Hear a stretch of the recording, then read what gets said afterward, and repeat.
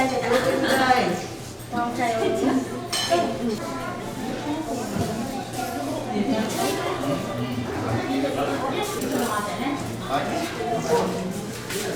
っちに来てる。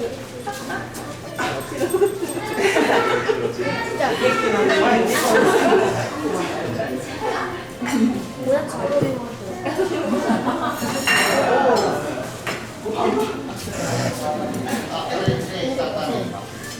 中に来るじゃん。中に来る。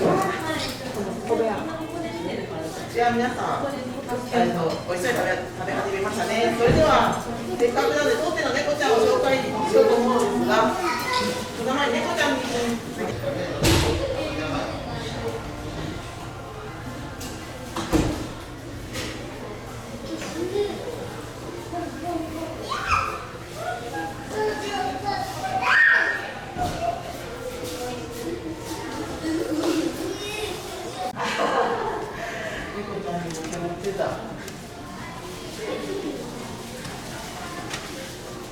上がり回ってやる。